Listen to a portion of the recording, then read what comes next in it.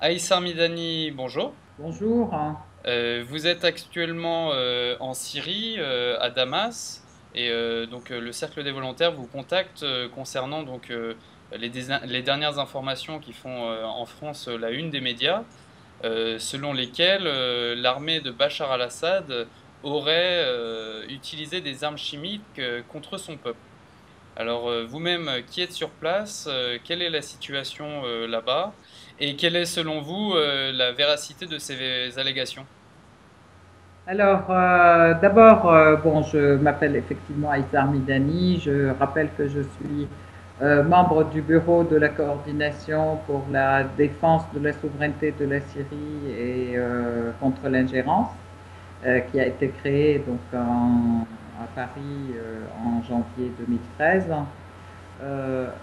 Là, je suis effectivement à Damas depuis un mois.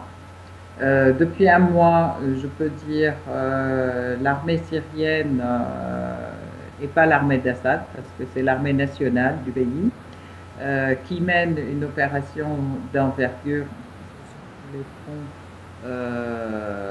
dans toutes les villes, pour reprendre le contrôle en fait sur les villes qui ont été jusqu'à présent dominées par les djihadistes, hein, et qui opérait des sévices contre la population, des massacres. Je rappelle aussi, il y a eu dans les jours de la fête de l'Aïd, là, du Ramadan, des massacres qui ont été perpétrés contre 4 villages du nord de la Syrie, de la banlieue de Latakia. Les personnes ont été réveillées par des égorgeurs, en fait, qui ont coupé des têtes. 400 personnes ont dépéri, des femmes, des enfants, des hommes, des vieillards, etc., juste à 5 heures du matin, donc au saut du lit. Ceux qui n'ont pas été massacrés, des femmes et des enfants, ont été kidnappés, mis dans des camions et envoyés vers la Turquie. Je rappelle que Latakia est aux abords de la frontière turque, hein, c'est du côté d'Alep, mais sur les rives de la Méditerranée. Donc, bon, après, ça a été, ces villages ont été repris par l'armée, heureusement, 2 jours plus tard, 3 jours plus tard. Après la défaite de Qusayr, la défaite des djihadistes de Qusayr, c'est-à-dire que l'armée a repris Qusayr et dans laquelle ils ont trouvé des caches d'armes, des tunnels, même des hôpitaux de bataille, etc. Et qui a représenté une véritable défaite pour les djihadistes parce que c'était leur QG, Qusayr. Depuis ce moment-là, donc aussi bien dans la ville de Homs, dans la ville de Hama, dans la ville du nord d'Alep aussi, et dans la ville aux alentours de Damas, il y a une véritable reprise de contrôle du pouvoir syrien et de l'armée syrienne sur les territoires. Puis je reviens tout de suite là sur les armes chimiques, hein, parce que l'histoire des attaques armes chimiques, ça a été toujours une sorte de, comment dire, d'épée de Damoclès, et puis qui est brandie systématiquement pour appeler l'intervention extérieure en Syrie, une intervention militaire. La ligne Alors, rouge selon Obama. oui, voilà, ligne rouge selon Obama, comme vous dites. Alors, je rappelle les faits. En mars 2013, il y a eu à Khan el-Assal, qui est une ville à côté d'Alep, encore une fois dans le nord, donc aux abords des frontières turques, hein, une attaque aux armes chimiques contre la population qui a été brandie et en fait l'armée syrienne a démenti toute utilisation et pas seulement démenti, a affirmé que jamais, pas seulement l'armée, l'État et le président ont affirmé et confirmé que jamais les armes chimiques ne seront utilisées même si on les avait. Et je rappelle quand même que l'armée syrienne est une armée de conscription, c'est-à-dire que ce sont les enfants du pays qui font leur service militaire, qui sont dans cette armée. Donc il est aussi hors de question qu'ils utilisent les armes chimiques contre leur propre famille, quoi. Contre leur propre famille. Et que, en troisième point, l'armée syrienne est une armée qui a des principes et une éthique, c'est-à-dire que jusqu'à présent, contrairement aux djihadistes, coupeurs de tête, mangeurs de cœur et égorgeurs d'enfants, l'armée syrienne a toujours, et qui prennent, eux d'ailleurs, les djihadistes prennent toujours comme bouclier humain la population civile. L'armée syrienne et son commandement ont retardé toutes les opérations de manière à gagner, à prendre le temps pour ne pas tuer des civils qui sont utilisés comme boucliers humains par les djihadistes. Donc ça a toujours été des ruses d'encerclement, etc., de manière à ce qu'il y ait le moins possible de dégâts parmi la population civile. Alors, cette attaque par l'arme chimique qui a eu lieu à Khan el-Assal, la Syrie non seulement a démenti, mais avait des preuves réelles, concrètes, sur le fait que c'était les djihadistes qui avaient utilisé les armes chimiques. Et effectivement, la commission d'enquête de l'ONU sur les droits de l'homme, la commission Carla Ponte, a bien essayé de faire de prendre des témoignages, de réunir des documents et des documents audiovisuels, d'interviewer aussi des témoins, et qui est arrivé à la conclusion que effectivement des armes chimiques ont été utilisées en Syrie, mais ils ont été utilisés par les rebelles en fait. Hein. Donc là-dessus, il y a eu aussi les pays occidentaux n'étaient pas contents de la commission, du résultat de la commission d'enquête Carla Ponte, et la Syrie a toujours demandé à ce qu'il y ait une commission d'enquête de l'ONU sur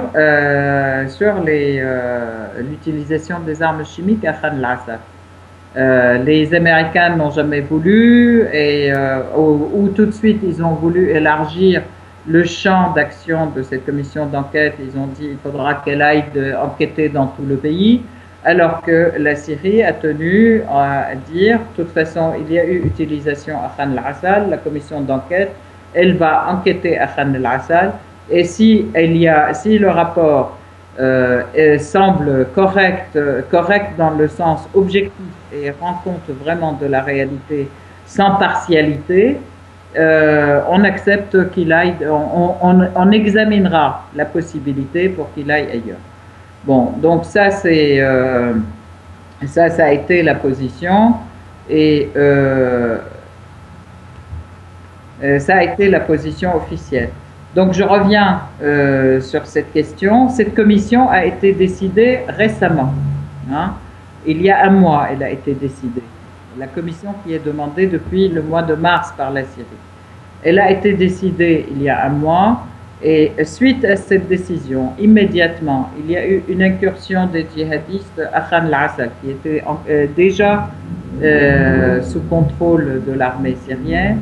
Il y a eu une incursion et il y a eu une exécution sommaire de 132 personnes, dont 52 soldats, et dont personne n'a parlé, un véritable massacre horrible. Il y a eu 52 soldats et 132 personnes, dont des civils. Il s'avère que ces personnes qui ont été tuées comme ça étaient les témoins, justement, oculaires de l'utilisation des armes chimiques à Khan el-Assal. Maintenant, je viens à cette commission qui est arrivée donc, il y a 3 jours à Damas. Elle est arrivée il y a 3 jours, et tout d'un coup, elle démarrait ses travaux hier. Tout d'un coup, il y a une attaque, soi-disant, ou une alerte à l'attaque aux armes chimiques, et visant à dévoyer justement les travaux de cette commission, lui demandant d'aller tout de suite à Douma ou à Jobar, là où il y a eu une attaque chimique. Et en fait, qu'est-ce qu'il en est? Aujourd'hui, l'armée syrienne donc, dément formellement et l'État dément formellement cette utilisation. Il y a eu tout un tas d'amoncellements, j'allais dire, malheureusement, de cadavres ou de personnes comme ça faisant effet de cadavres dans les médias occidentaux. Je tiens à dire quand même une petite boutade pour la réflexion. Il semble que les armes chimiques syriennes n'attaquent que les femmes et les enfants, pas un seul homme, et n'attaquent pas les personnes qui viennent filmer, n'attaquent pas les médecins qui sont là, et n'attaquent absolument pas les soldats qui viennent dans la ville tout de suite après, alors que finalement on est dans le chimique. Alors ça paraît quand même un petit peu aberrant au niveau simple raisonnement qui ne se tient pas. Mais d'un autre côté, la Syrie a affirmé que de toute façon jamais elle ne l'a utilisé, elle ne l'utilisera pas. Et par contre, aujourd'hui, les Russes affirment qu'ils ont eu des images satellites, effectivement, qui montraient des fusées chimiques qui auraient été utilisées à partir de la ville de Douma, qui est complètement dominée par les djihadistes depuis 1 an et demi, sur la ville de Joba. Donc, en fait, c'est encore une fois, si arme chimique a été utilisée, ils auraient été utilisés par les djihadistes et non pas par l'armée syrienne. Face aux images satellites qui ont été délivrées par les Russes, les Américains sont restés muets, et puis Ban Ki-moon, qui suite à ça affirme que de toute façon, si les armes chimiques ont été utilisées, ceci est passible de crimes contre l'humanité, quelle que soit la partie qu'il aurait utilisée. Pour une fois, il dit quelle que soit la partie qu'il aurait utilisée. Voilà, donc ça c'est la question concernant les armes chimiques. Je voulais rappeler quand même que lors de perquisitions de la police turque dans des foyers de djihadistes en Turquie, ils ont trouvé du gaz sarin, et que aussi lorsque l'armée syrienne a repris Qusayr, etc. Et à Jobar, ils ont trouvé en juillet des caches d'armes chimiques assez importantes de fabrication saoudienne et turque. Donc voilà, là, ça c'était bien chez les rebelles et les djihadistes et pas du tout dans l'armée syrienne. On identifie bien le double discours des dirigeants occidentaux qui tolèrent ou qui ferment les yeux sur l'utilisation des armes chimiques par les rebelles ou les djihadistes, mais qui inventent ou imputent au pouvoir de Bachar al-Assad, ou imputent à la Syrie donc l'utilisation de ces armes chimiques. Vous qui êtes sur place à Damas, quel est le sentiment de la population locale face à l'unanimité des médias et des pouvoirs politiques occidentaux par rapport à l'utilisation de ces armes chimiques? Alors la population est complètement dégoûtée, non seulement du double discours, mais dégoûtée de la manipulation médiatique qui a lieu systématiquement contre la Syrie et contre le pouvoir syrien, qui systématiquement cherche à avoir plus de sanctions, plus d'interventions, etc. Sachant que nous avons aujourd'hui des dizaines de milliers de djihadistes qui viennent de 50 pays différents, et il y en a beaucoup qui ont été tués et capturés, voire même des hauts gradés de certains pays, en fait. Là, aujourd'hui, on ne nomme pas les pays parce que la Syrie laisse la possibilité à la discussion diplomatique, mais tout cela sera révélé, des hauts gradés, des officiers hauts gradés de certains pays qui ont été arrêtés récemment. Donc ça, c'est un premier point. La population est vraiment ulcérée de voir cette agression, en fait, c'est des agressions par les médias, ces agressions par les médias, ces agressions par les djihadistes interposés, ces agressions par des accusations fausses, hein, et la population se sent complètement victime de tout ça, et malheureusement, ça ne fait que nourrir une haine contre les pays occidentaux qui arment en plus les djihadistes, hein, tout en disant qu'ils sont contre le terrorisme d'un côté, et ils arment les djihadistes et les poussent à venir en Syrie d'un autre côté. Donc là, c'est vraiment, je pense que l'Occident joue avec le feu, parce que les djihadistes qu'ils forment, qui sont occidentaux et qui viennent en Syrie, ben, quand ils vont rentrer chez eux, ils ne vont pas changer de tête, parce qu'ils ont changé de frontière, hein, et ils sont en train de subir un lavage de cerveau littéral et systématique pour s'attaquer aux populations. Voilà, alors ça c'est très important quand même à dire aux Occidentaux qu'ils sont en train de se tirer une balle dans le pied, quoi, à tous les pays occidentaux, dont la France, parce qu'il y a eu pas mal de djihadistes français qui sont venus en Syrie. Pendant que vous parliez, on a entendu quelques explosions en arrière-plan. Quelle est la situation militaire à Damas? Est-ce que la population civile est menacée par les combats? A priori non, parce que la population civile a quitté les lieux où sont les djihadistes au bout d'un certain temps, parce que avant ces djihadistes se sont infiltrés dans certains quartiers et qui sont des quartiers populaires et des banlieues populaires assez, comment dire, assez pauvres, hein, je peux dire. Aujourd'hui, tout le monde a quitté parce que tout le monde en a marre de leurs exactions et de leur horreur, hein. Les gens ont quitté ces banlieues, et aujourd'hui, effectivement, il y a une véritable offensive de l'armée pour la reprise de contrôle, notamment sur des villes comme Jobar et comme toutes les banlieues de Damas. Tous les jours, il y a des villes qui sont, je dirais, sécurisées, nettoyées entre guillemets, et sécurisées, où on appelle à nouveau la population à revenir chez elle. Et puis, tout de suite, avant que la population ne revienne, il y a toutes les équipes techniques des mairies d'habilitation, de réhabilitation qui vont remettre en état les villes.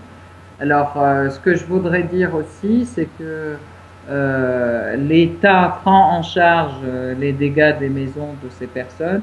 Et je voudrais dire aussi que l'état d'esprit de la population aujourd'hui, il est, écoutez, même si vous démolissez nos maisons, on voudrait que vous nous débarrassiez de ces djihadistes qui nous empoisonnent le quotidien, et on n'en peut plus.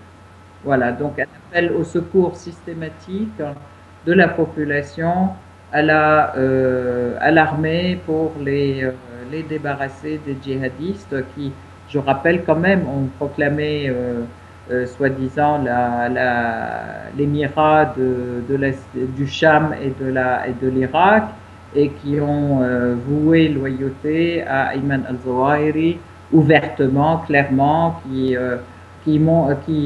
hissent leur drapeau de Jabhat al-Nusra et autres factions d'Al-Qaïda. Donc on est vraiment face à une situation où Al-Qaïda infeste les lieux où elle est.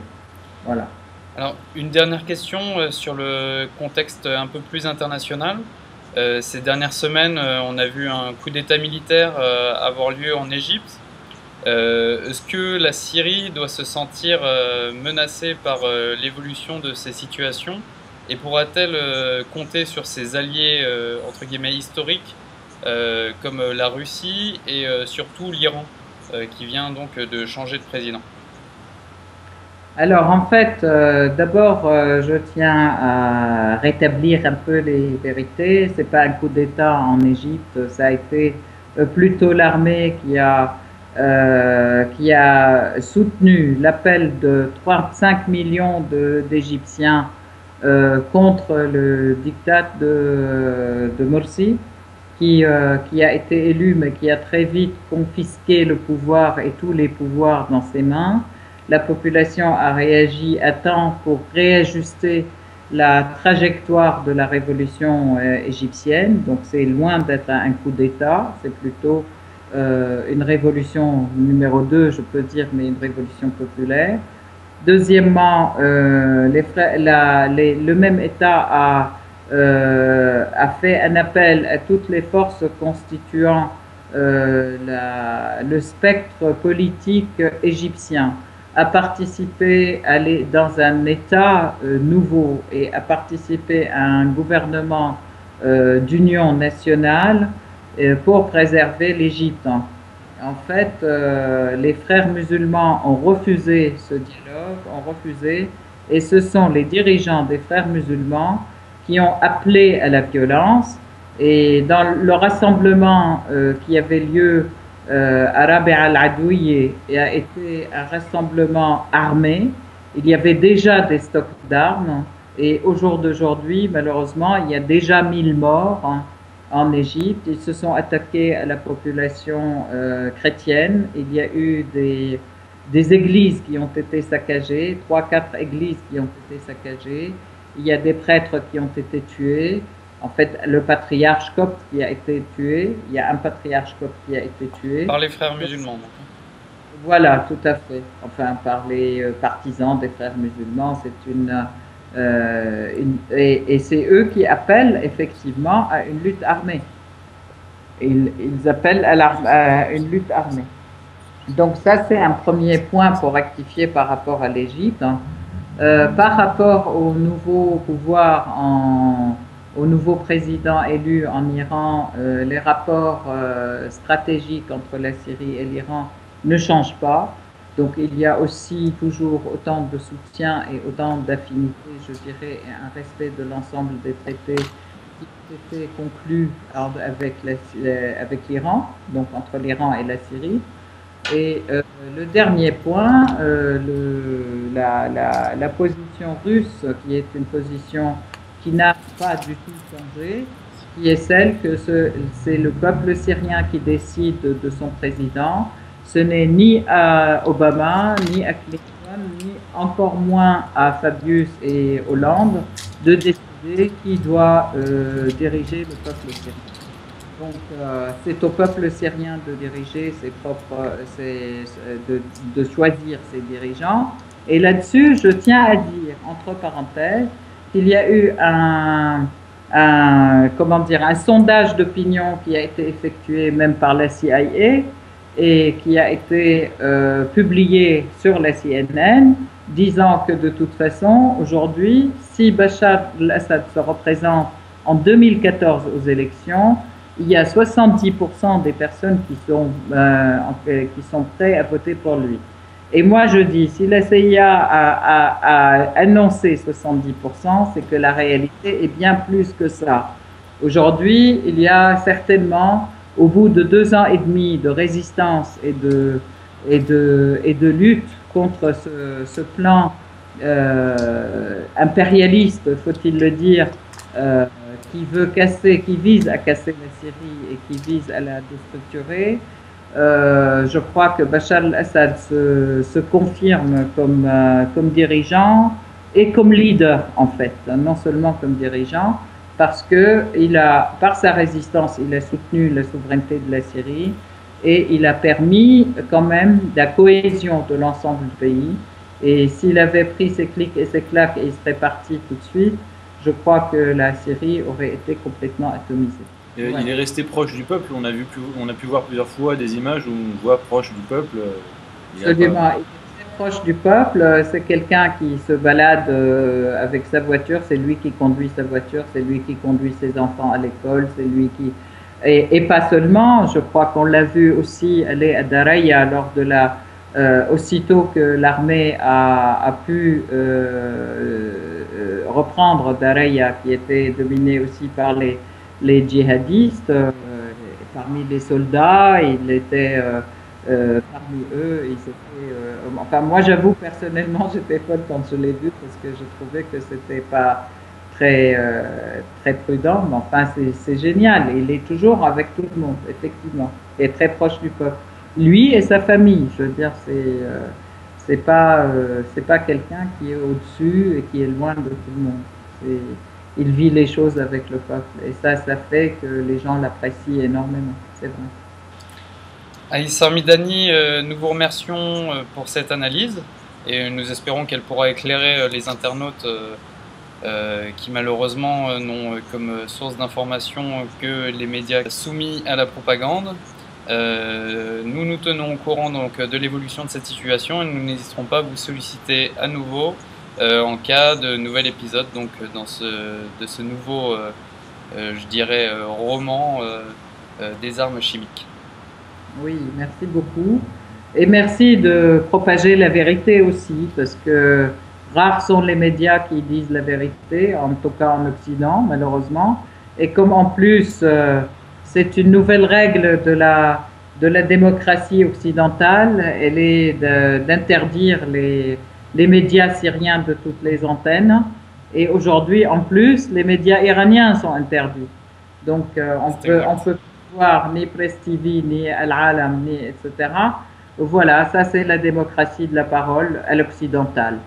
Donc, ça demande effectivement de réflexion et autant demander à tout le monde de réfléchir là-dessus. Merci beaucoup à vous. Nous vous remercions. À bientôt. À bientôt.